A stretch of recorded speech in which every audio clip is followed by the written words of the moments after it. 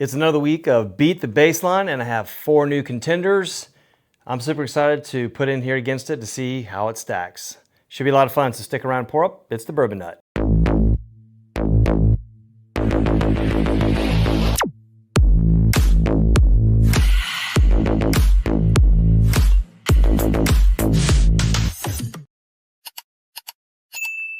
Hey, welcome back to the channel. My name is Brock, and thanks for joining me in this episode where, if you're new, Beat the Baseline is simply where I have a random 2-ounce sample that is provided, and it will set the baseline against which these other 4 bottles that I pick randomly at the beginning of every episode, right, to stack up against the unknown pour, is what I'm calling it. That will set the baseline. So each one will go head to head against the baseline pour, and I will find out whether I like it better, equal, or worse than the baseline pour.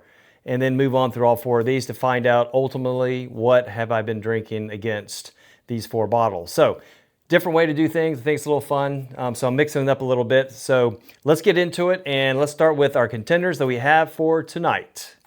Starting out from Knob Creek, we have some Knob Creek 12-year 100 proof coming from Jim Beam.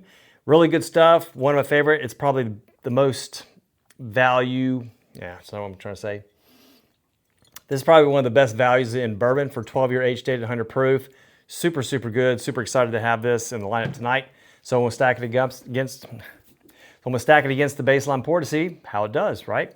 Next up, we have Old Carter.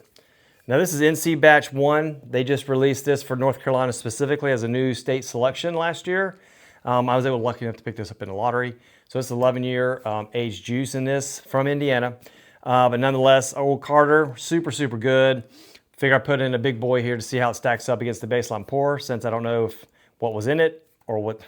Since I don't know what's in it, could be really good or maybe not. Might be something really off profile. We'll find out though.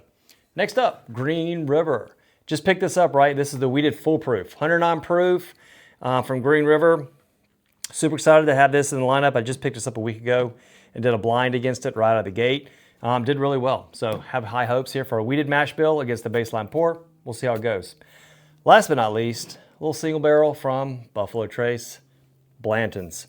Figured I'd throw Blanton's in here, 93 proof single barrel action here to see how it stacks up against the baseline pour. But here you have it, folks. These are the 4 that I picked randomly tonight to go against the baseline pour, which I have not seen yet at all. So let me get these out of the way so I'm not tempted to look at them while I'm sipping them. And then I will take and put these pours that I've got poured up and put them in the carousel here. Spin them so it adds a little extra layer of complexity of not knowing exactly what I'm drinking. And then I'll put them back in here, and then we'll get the party started. So let's go ahead and get them in here. We'll spin them up like so. Spin, spin, and that's it. And there you go. Just like that, we'll put them back in here, and we'll get started here. Of course, I'm going to pour the sample up so I can let it be sitting in the glass here too. So let's go ahead and open up the mystery pour and get it into the Glen here. See what we're working with. Pretty hefty pour there. Gotta say, yeah, fairly light.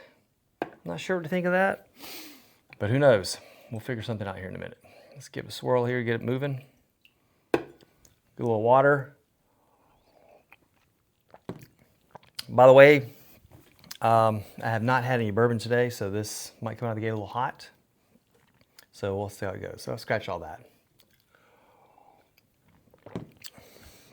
All right, let's go ahead and see what we're working with. Here's the unknown pour. We'll see what we're working with on the nose. So definitely get some oak on this one a little bit. Comes across a little fruity. Like fresh fruit. Oak, fresh fruit. Pretty sweet. Doesn't come across very high proof, so yep, plays on the nose. Let's get us on the palate. Cheers. I mean, that's a nice sipper. That's really good. It's light, it's fruity. It's got a little bit of oak playing with it there, so there's an oak backbone to it, it feels like. Finish is decent. I would say it's like great, but it hangs around a little bit. Mouthfeel is pretty good on it as well. So, yep, not a bad pour at all. Pretty solid, easy sipping. Again, got a little bit of oak, got a little bit of fruitiness to it. So, yeah, something I could just throw in a rocks glass and just probably sip on it while I'm cooking or doing something and not pay too much attention to it. It's got a good flavor, right? Just solid. Go ahead and move on to whatever we got here in glass A, we'll call it, on the nose. This is more just sweetness, a little bit of leather, caramel, a little bit of oak playing in the background a little bit. I get a little bit of fruit, like apple. Yeah, really nice on the nose. Let's get on the palate.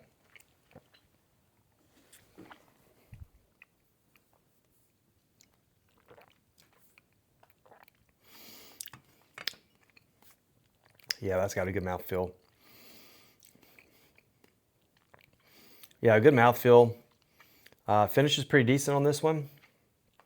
I give this probably a medium finish. Coats pretty well. Hangs around pretty decently, right? Like I said, so good flavors. I like this one. I think this one definitely has more going on than that pour does, and it seems a little more put together. They marry up better with the oak and some of the caramel and the sweetness there a little bit. It's almost like a little vanilla in there with it too. Maybe a hint of like barrel influence on the back end of that as well too. So, but yeah, it's pretty simple. Brock, is this better, equal, or less than the baseline pour? For me tonight, this is better than the baseline pour tonight. All right, there we go. We're off and running. So let's go ahead and get the next one here. We'll call it letter B, and let's get this one on the nose. Okay, this one.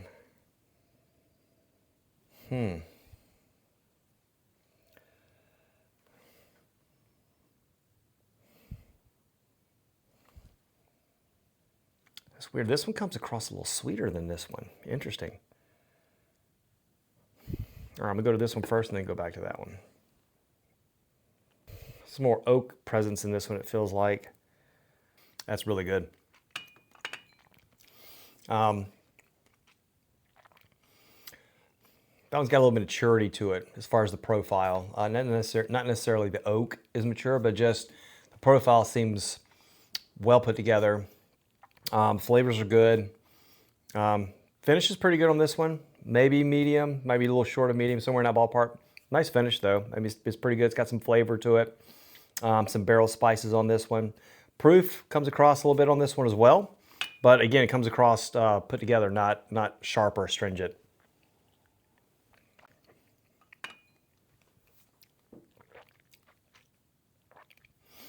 You got some honey, like Honey Nut Cheerios or Honey Graham Cracker, somewhere along those lines. Pretty good. Let's try it against the baseline here.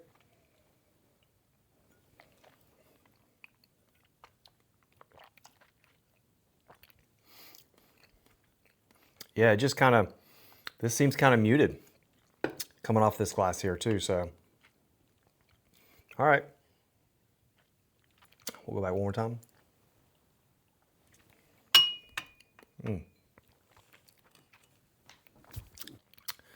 All right, I have a decision. So Brock, is this one better, equal, or worse than the baseline pour? For me tonight, this is the better pour than the baseline tonight. All right, let me cleanse the palate real quick. All right, let's get on to letter C and see what we're working with here. All right, letter C, on the nose. Ooh. This comes across a little darker. Dark fruits. Maybe even like a hint of like a Luxardo cherry kind of note. Oak's present there. Like a caramelized burnt sugar note is in the background there. Maybe a little bit of leather there. Burnt leather maybe. I like the nose on this. Let's go and get a palate. Cheers. That's pretty good. That's got a good mouthfeel. That one's still hanging around. So I would say this is a solid medium finish right here. Better than probably, Close to this and better than the first one, I think, but this comes across a little more fruity, maybe. Just depends. Doesn't mean the proof is lower. It just comes across, the proof, I guess, is done really well. I should say that, maybe. It seems like it. All right, let's try this one more time here. I mean, it's pretty solid. I mean, I might need to pour a little bit more up. So let's just go ahead and do that. All right, hopefully that should be enough there too. All right, so this one, to me, I feel like it's maybe a little closer to this in terms of, maybe a little harder to decide, but I think I have a decision on this one. But I wanted to put a little bit more in here because I wanted to get a little bit more on the palate for this one. I mean, the mouth feels pretty good, but verdict is in. So Brock, is this one better, equal, or less than the baseline pour? Tonight, for me, this is somewhat better than the baseline pour tonight. If I had to choose between which one I had a pour of, I'd probably lean towards this one, but it's not like a landslide or wins by a whole lot for me tonight. So, all right, let's cleanse the palate again. And move on to the last one here, letter D. Let's get this one on the nose. Oh. This comes across with a little bit of oak on it. Oak, dark fruit again, leather, used leather, worn in leather, smell, the good kind of leather. A little bit of caramel there. Yep, really nice on the nose. A little custardy there, like vanilla custard. Pleasant. Let's go ahead and get this on the palate. Cheers. Man, that's good. That's really good. That's creamy, good mouthfeel, hangs around. Finish is medium. There's some of that dark fruit, caramel coming through, a little bit of that leather. That used leather is coming through there a little bit still. So really good. I like that one a lot. I'm just gonna do this just to make sure. Didn't take much. So Brock, is this one better, equal, or less than the baseline pour? For me tonight, not even close. This is better than the baseline pour. So, which means I've got another landslide, one way or the other. This one tonight is all of these are better than the baseline pour. So, what I'm going to do is I'm going to pull up the bottles because I don't know what order I've been drinking these in, since I've been providing notes and how well or not so well that they did better than the baseline pour. So I'm curious to see how these do. So I'll fast forward through this probably, or skip it altogether as I pull up the bottles, and we'll find out what the hell the baseline pour is tonight. So stick with me. All right, and I'm back. And I gotta say, I am a little surprised on the order I was drinking these, providing what I liked against the baseline pour. So, especially with Blanton's here, the last one here too. So that one, I just had to double check to make sure that that's the right one, and that tag on the here I got is D, and it ties up to D on the glass, so that's what it is. So apparently that was really, really, really good compared to what the baseline pour is, no problem. But let's go ahead and find out what the hell the baseline pour is tonight. So let's find out together. This is, holy shit. Wow. This is Eagle Rare 10-year. You're not going to see that, but I'm just showing you that that's what's on the bottom of this. So that's Eagle Rare 10-year I've been sipping tonight. So that's the unknown baseline pour tonight is Eagle Rare 10-year stacked against these right here. So not surprised that I liked these better than the Eagle Rare 10-year. Now the Eagle Rare 10-year is great. By itself, 90 proofer, 10-year age stated. I could sip that all day, fantastic pour, right? But when you stack this against a full proof wheater, Old Carter, Knob Creek 12, and Blanton Single Barrel, I mean, honestly, I would think I would like the Eagle Rare 10-year over the Blanton Single Barrel, but tonight, hey, the Blanton Single Barrel seemed hands down better than the Eagle Rare 10-year. So I know most people probably have had a chance to get at least one Eagle Rare 10-year in their bourbon journey, but what about the 12-year?